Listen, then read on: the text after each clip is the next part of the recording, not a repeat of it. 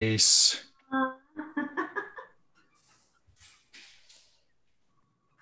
Okay. All right, am I letting him in? I'm good.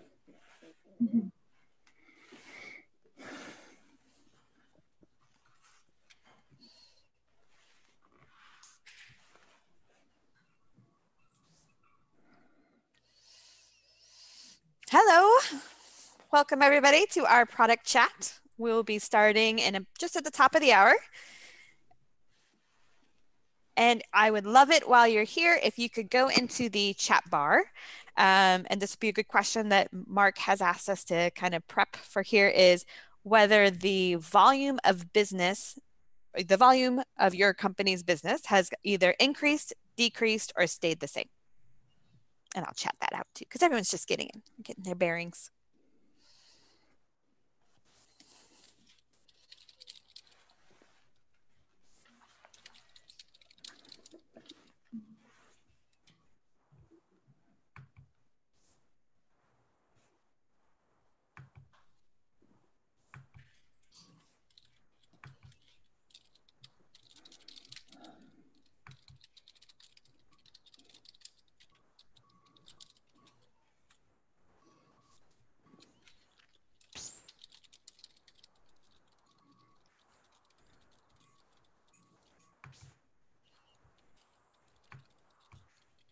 I almost said the top of the hour that we're starting, but that'd be the Almost.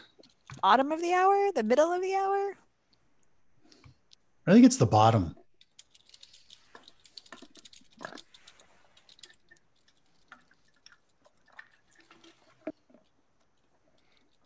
All right. We have one person putting his face up.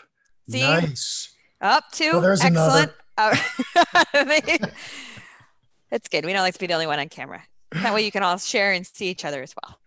Oh, in these Zoom days, aren't we on camera all the time anyway? Yes.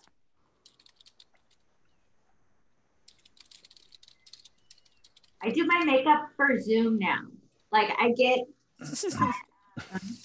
turn my camera on and I apply my makeup with Zoom instead of a mirror. Nice. It's different. It looks different on camera.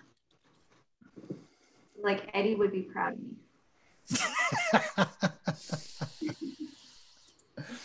The theater. So I have this really, really bright window to my side over here.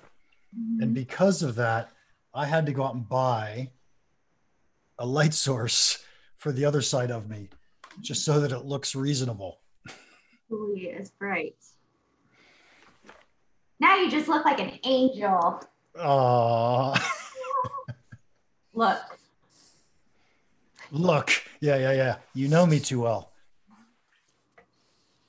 All right. If everybody, I did put the question in the chat, but as you get settled, you can kind of look around Zoom and see some of the controls, which we're all getting more and more familiar with. But one question, if you can put in the chat box to help us kind of frame today's discussion, has the volume of your business increased, decreased, or stayed the same in the last 30 days?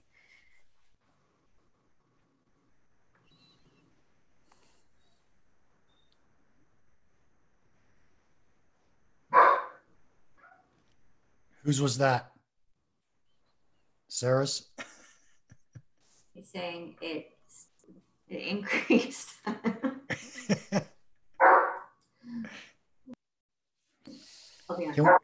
Can we see him, Sarah? That's Susie. Actually, you can ask Rebecca. That's her in the other room. But I have my good dog right here. He's the quiet one. So this is Dexter. Nice. He just sits on my lap. All right. All right, we're right at 10:30. So thank you everybody for joining us. You can keep putting your answers in the chat. And now that you found the chat, you also know where you can put questions in. You can also raise your hand and we can unmute you and ask the questions that way. But we are super excited to invite you, or to welcome you rather, to the second Pragmatic Product Chat. These kind of intimate conversations with different experts in product are something that we're really building out in the Pragmatic alumni community, but it's something that we really wanted to do to the broader audience in these kind of days, these different times as we're kind of going through different challenges. And one of the things that we talked about internally and we're thinking about was, how does pricing and how we approach pricing and how we price our products change, or should it change when we're going through some kind of crisis like we are today as globally? And then it was, who would be the best person to talk to us about that? And they were all super busy. So instead, I got my good friend, Mark Stiving. So Mark Stiving is a pricing expert. If you don't know him, he was an instructor at Pragmatic for, I think, 5 or 6 years. He is the developer of our pricing course. He's also a good friend of mine and a frequent visitor on our Pragmatic Live podcast. So thank you, Mark, and welcome to the show. Thank you, Rebecca. It's going to be fun, I hope. Yes. And our goal with this is to be as interactive as possible. So really feel free to throw questions in there. Feel free to interact with us and participate along. There's not a lot of slides or anything like that. But I think, Mark, to start with, maybe talk about sort of setting the baseline of what has changed and what hasn't changed about pricing in today's world. Well, before I jump into pricing, I have to point out what really has changed is the fact that we have to wear masks when we go outside. Jake. This is me and my puppy dog, Jake. But this is what we're going to do today. And by the way, thank you for picking a picture out from when I was 20 years old. I really appreciate that. They'd see the picture and they'd see you. And there was no hiding that this was not a new picture. I enjoyed that.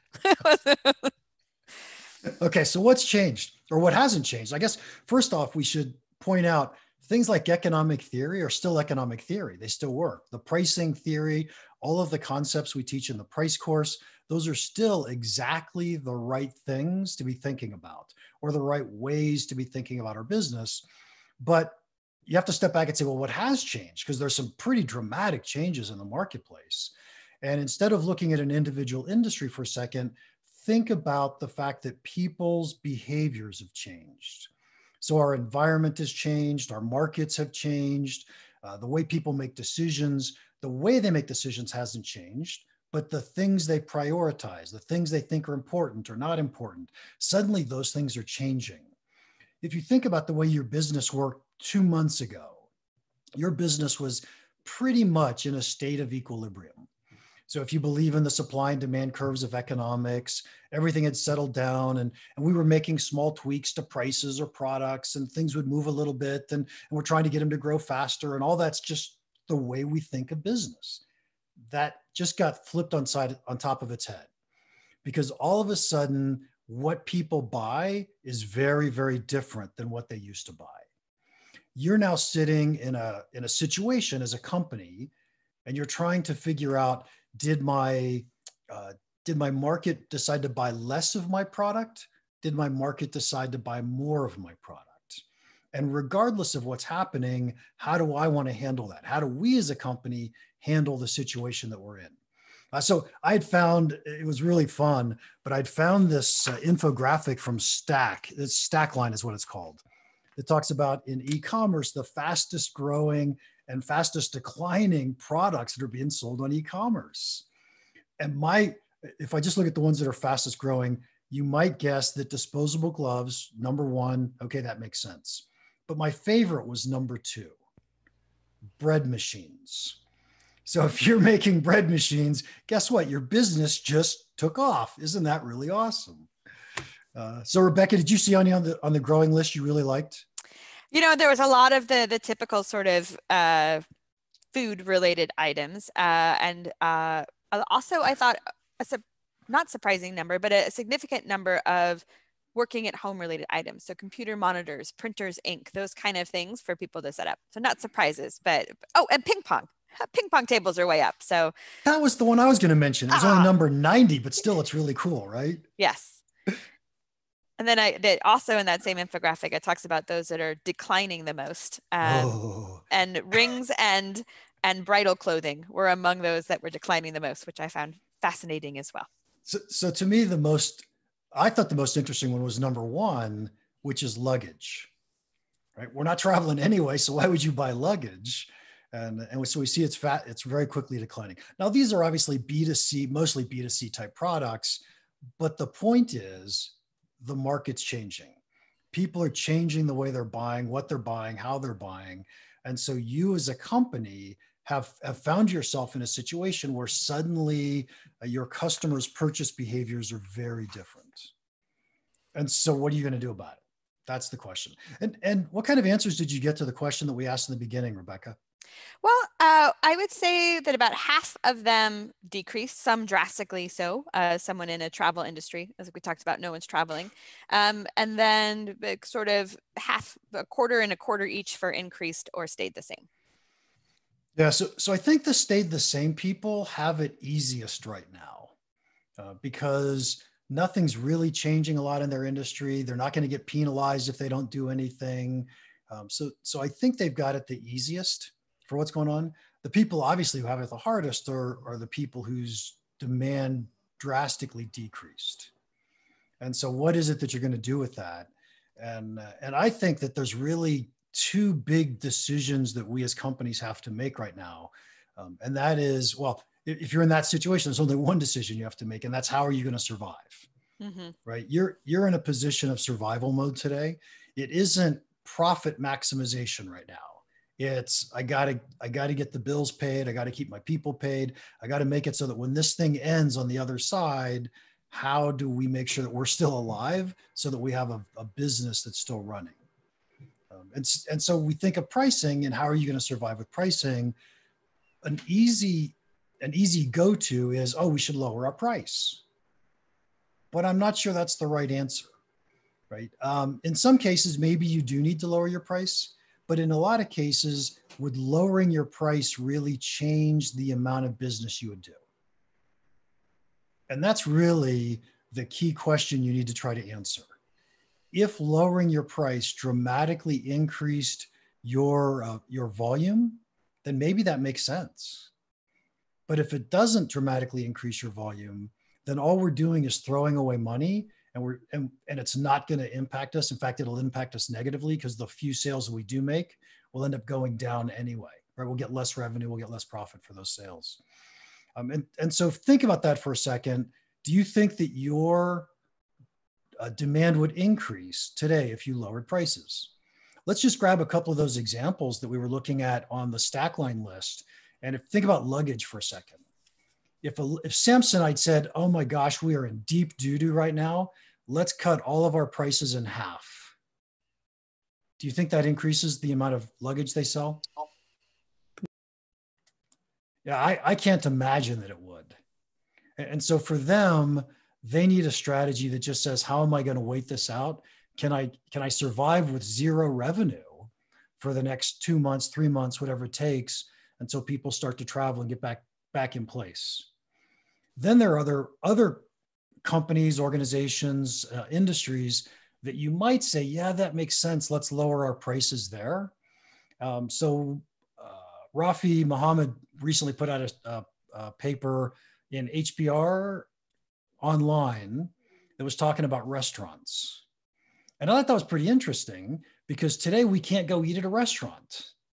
And yet most of us can still buy takeout or curbside delivery or delivery of food from a restaurant.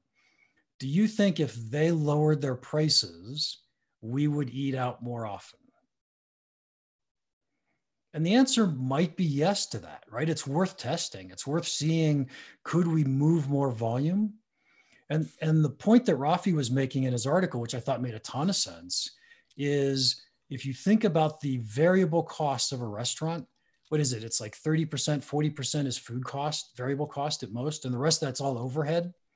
You're eating that overhead whether you're delivering food or not.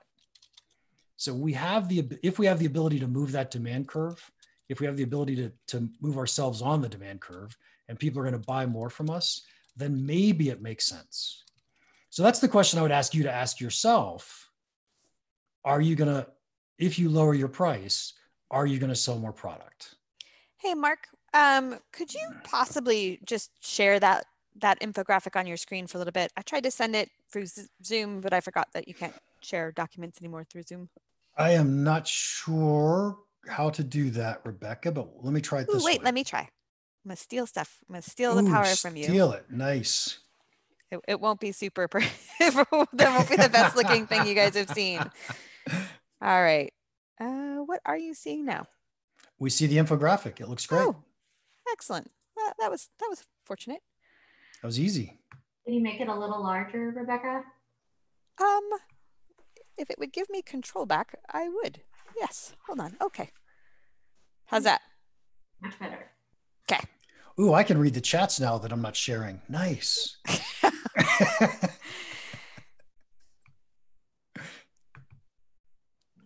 Oh, we got questions too. Lydia asked, what if they created a curated pandemic menu with lower prices? So I think that makes a lot of sense. I heard by the way, we should always be thinking about value. Is the way our customers making decisions changing? I had one of my colleagues the other day mention to me, could you create a menu for people who are gaining weight at home? And so you are delivering the food that they need to not gain weight. It's like, ooh, I like that a lot. Whatever that happens to be.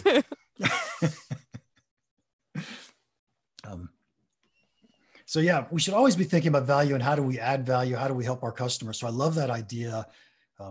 If you could convince me that that was going to save me from the pandemic or help me fight it more effectively.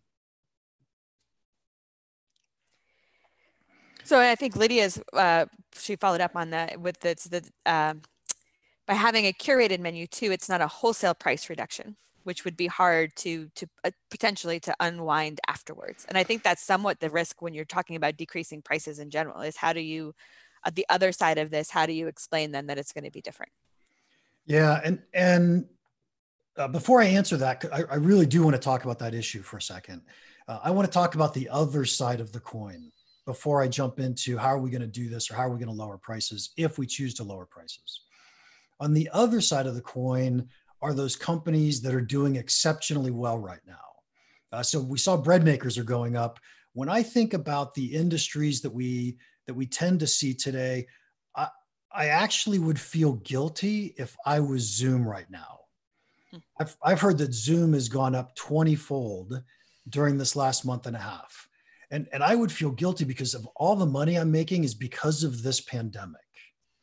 So does it make sense for Zoom to do something besides just make as much money as they possibly can? Now, in my normal world, I'm the make as much money as you possibly can type person. This is where we are. This is the way we should be thinking about it.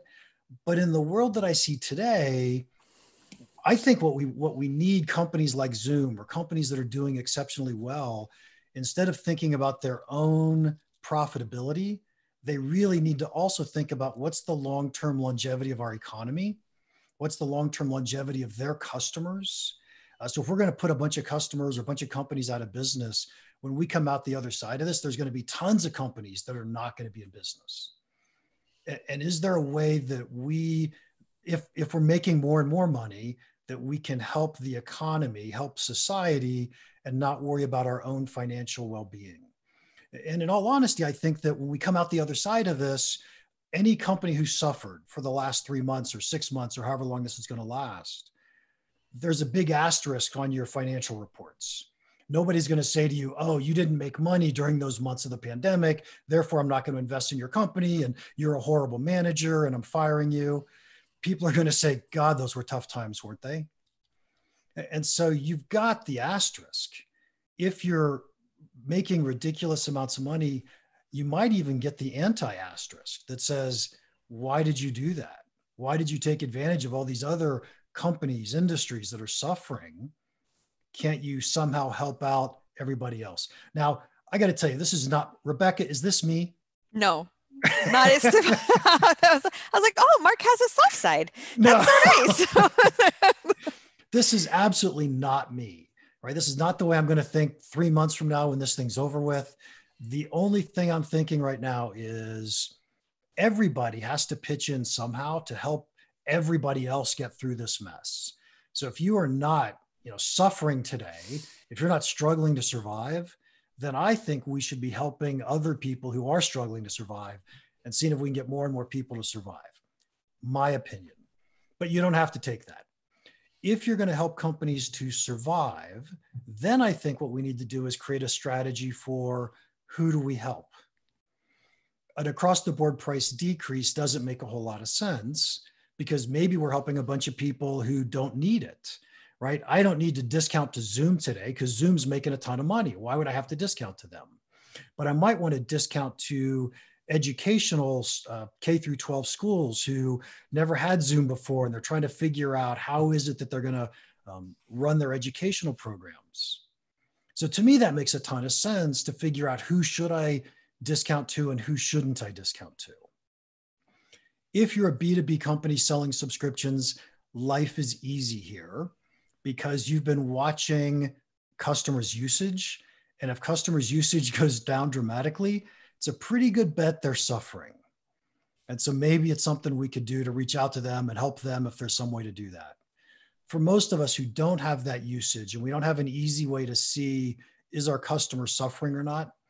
The one way I've thought of that I really like is when someone calls you and asks you for a discount because they're hurting, just say yes, right? Just give them the darn discount for now.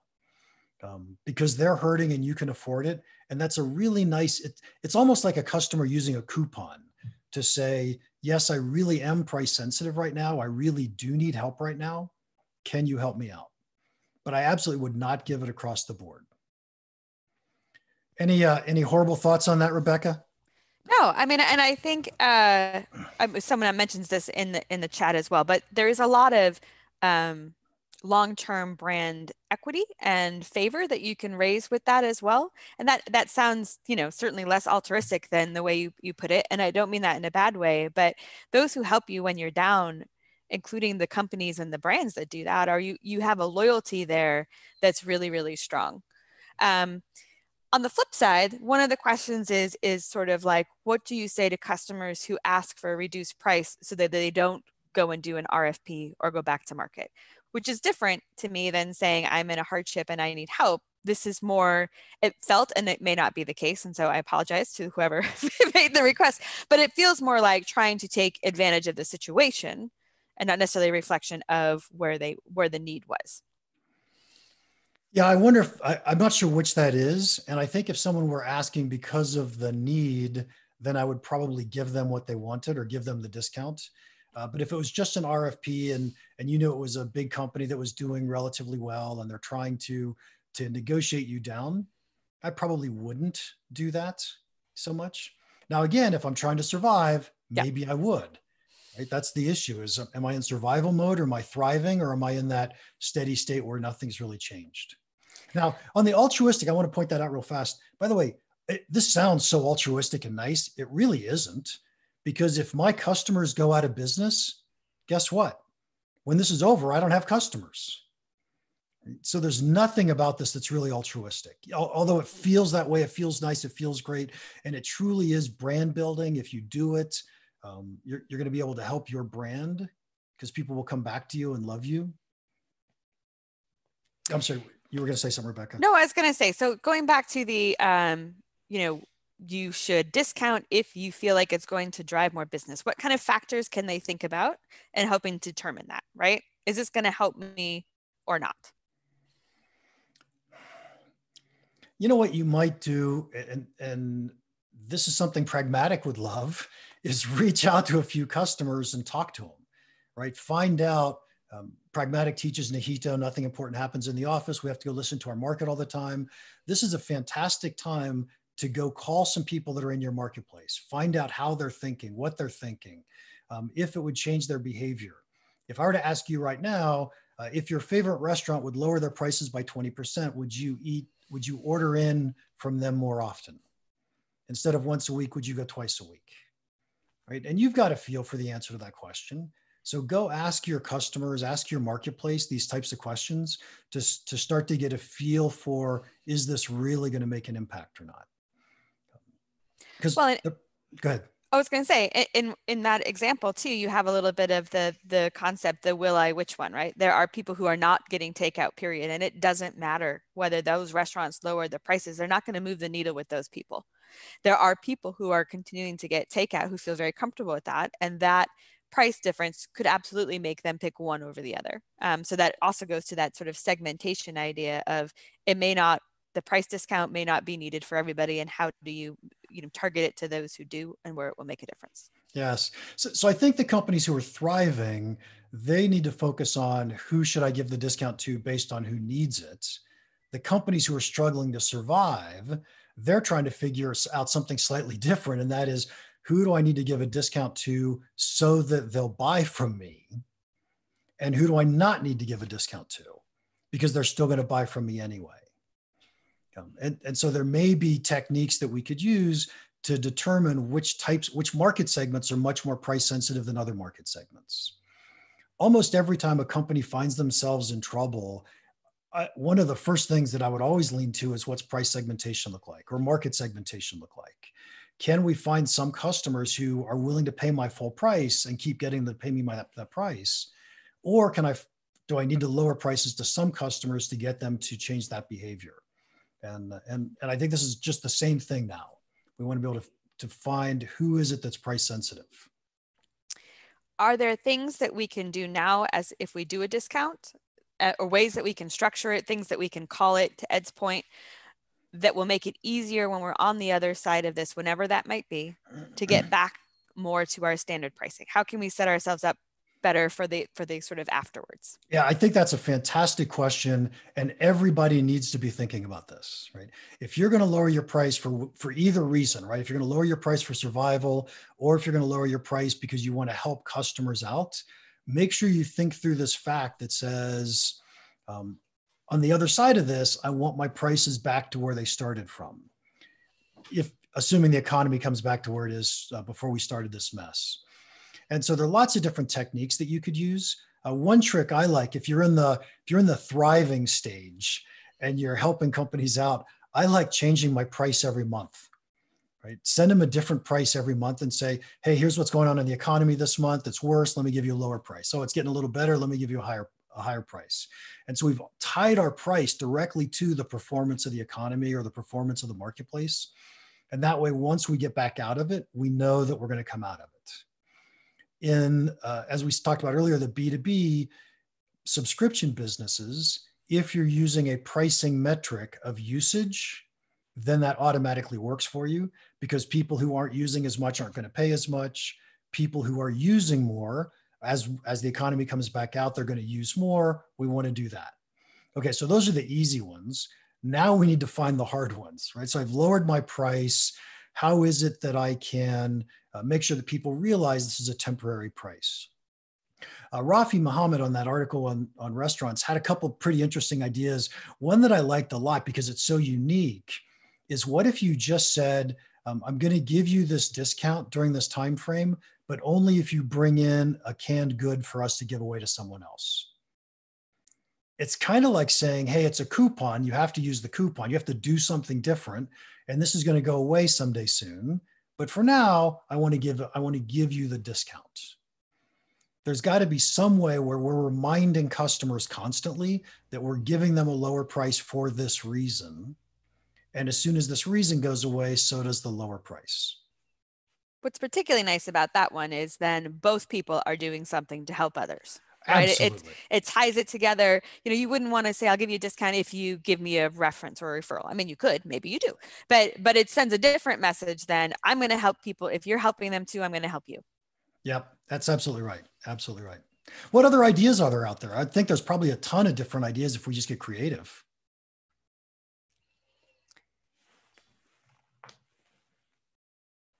So, here's the sort of something I know you talk about in the pricing course, which is adding services or taking away services to adjust the price. Yeah. So the question becomes, are people not buying because they don't have the budget and they still really need it, so they don't need to buy the extras or the added benefits to that? In which case that would make a lot of sense, right? Why are people not buying? And we could take away a few features, take away a few capabilities, and sell it at a much lower price. And that would work really well. If that's the reason why people aren't buying. I'm not familiar with this term. What is a flanking product? A flanking product is, it's not hugely dissimilar to what we just talked about, but think of it as a very different, slightly different approach to what it is that you're currently selling. So if you are selling better and best, you could create a good product so that you could have it in the marketplace. Okay, so a streamlined version. Price. Yes. Mm-hmm. Yeah. Hi, Steven. Am I audible? You're Yes. audible. And I go by Hi, Mark. Steven. Hi, Steven. This is Ankita here. So most of the time I do like each and every post of you, and I give my valuable feedback. I just gone through one of your posts you posted last week about like coronavirus, lower your prices now. Hope you remember. I remember it very well. Yes. So there was one, so I just jotted it down. So there was, you mentioned two or thrice, evaluate your price and inform customers that you are lowering your price just for the time being, and inform them that you will be evaluating the price each month, every month. So is it is it appropriate to inform them at present that see, we are going to, looking at the present situation only, we are decreasing the price, so, or that, is that okay if we inform them better? Because right now my customer is already been hurt, so let them not panic. See, I'm just lowering price just for 1 month, or so. Is it okay if we inform them later? Because in your post you mentioned that don't forget to remind them that you are lowering price just for the time being.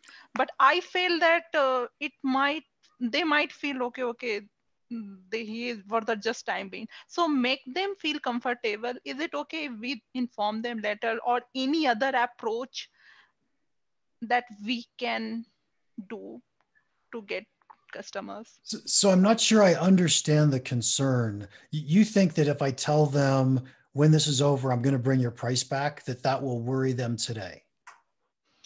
Yeah, they might will, because most of the companies, the product. So I'm from T Connectivity. I'm working for. We are a completely product-based company. So whoever is my customers, either internal, external. So like before giving them itself, we are telling them, see, I'm just lowering the price just for the time being. So might, is it not like? But I feel that it might give them a second thought whether it's not okay to at present buy the product. They might give to another, go to other customers, to other company, product based company.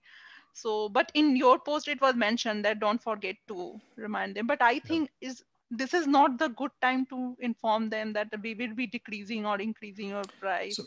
So I think what happens is, first off, there's no one recommendation that fits everybody in all circumstances. And when I wrote that, what I was thinking was, I'm assuming that you've got an ongoing business relationship with a customer who's now struggling. And so what you're saying to them is, I'm going to lower my price to you. And so that's such a huge relief to them. They should have no complaints whatsoever if you say at the same time, it's temporary, but I really want to help you guys out, because you're doing them a huge favor. That's very different than someone who's shopping. They've never bought before this type of product. They're shopping. They see your product and your price, and then you say to them, yeah, but in 3 months, I'm going to raise the price. That I could see as a negative, where they say, no, I don't want that price increased on me 3 months from now. So I think it really depends on the situation that you find yourself in.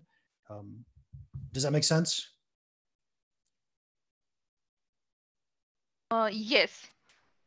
And also apart from that, I wrote that article. It was very well articulated, and the way you have defined. So apart from that, whatever the approach you have mentioned, is there any approach that you would like to suggest to product-based companies how to tackle with this situation, so that at the one end they don't lose a single customer, and plus their economy is also not, like, of course it is not a the situation is that we don't have to think at this moment for maximizing profit. But any other approach that you have not you forgot to mention in that article, any approach that at least we will have a stable economy in our company, like especially for product-based company. And also, meanwhile, we don't lose a single customer. Yeah, I can't say that generically. I've thought of other approaches. If you'd like, sometime we could chat about your company, not here, but we could chat about your company, what's going on, and possibly find another idea or two that would work for you guys. Okay. Okay. Sure. Great. Does anyone else? Can I bring up one more topic before we wrap it? Is that okay? I'm good. If people need to leave at the top of the hour, that's okay. If you can stay, stay. I also wrote another post that same week, by the way, on gouging. And I've thought a ton about gouging in this economy or in this circumstance. And after I wrote that post, I heard Michael Munger, who's a professor at Duke. I heard him talk a little bit about his perspectives on gouging or using price as an indicator. And he did a really nice job at articulating there's these three key factors that price does in a marketplace. If you raise prices, it makes people buy less. So if toilet paper was really expensive, you wouldn't have bought those 700 rolls. It makes companies make more. So if toilet paper is really expensive, paper companies would make more toilet paper. And then third, it makes entrepreneurs find substitutes. And so instead of toilet paper, we would find another way to clean ourselves. We'll put that in a nice way. And so I thought that was a really nice way to put it. Part of the issue I have with this crisis, and any crisis, in fact, is that these crises are usually relatively short term, and it's tough to get into an equilibrium state where companies make more and entrepreneurs come up with new ideas to solve problems.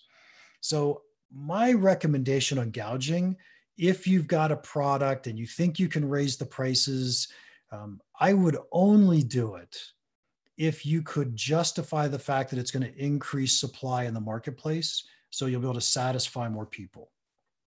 Today, if you could convince me that if we doubled the price of hand sanitizer, we would have enough hand sanitizer for everybody, I'd say that's a brilliant thing. Let's double the price for hand sanitizer.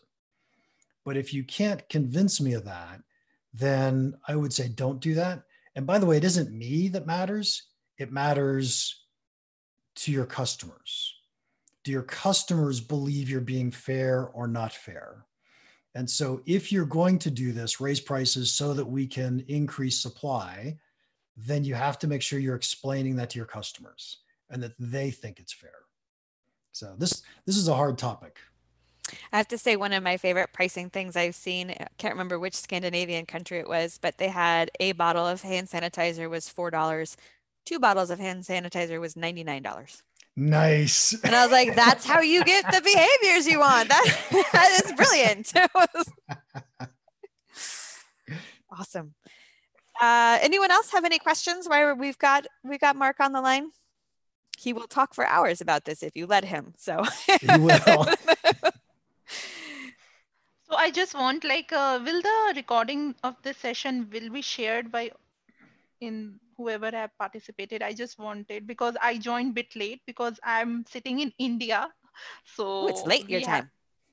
So it's 12 o'clock right night. But I was so eager to talk with Stiving and Noza. So I was just still awake, but we had some connectivity issues. So I just wanted if you can share the recording. Yes, you'll be able to see the recording of this session on our YouTube channel. That would seem to be the easiest way for us to be able to share them out. So it'll be live, should be by the end of the day. So may I know that YouTube channel? Because I knew you were going to ask me that, and I should totally know that because it's my job to know it. No. So it's youtube.com/user/pragmatic marketing. Can you just type it here in the chat box? I could do that too. Oh, technology. I think I am only from India in this webinar, right? We had someone from Dubai. Okay. Not India, I but am all over. Yeah, Stiving, I am your big follower. I never miss to like a single post. Oh, thank you very much. I also my comment. Oh, thank you, Stiving, for following, and you gave thank you, Ankita. Cool. All right. Well, thank you everybody for joining us. Mark, it is always a pleasure to have you on. I appreciate it. And maybe we can do another podcast on this topic. All right, we will be back next Tuesday, same time, same place. And we're actually going to talk about how to lead in times of trouble when you don't really necessarily have the authority. We've got Art Petty, who's another great guy who really talks about leadership's got a big product background, and Stacy Weber, who is also a former instructor and a product person. So it'll be another great conversation. So hope to see you then. Until then, guys, stay safe, stay healthy, and be good. Thanks. Bye-bye.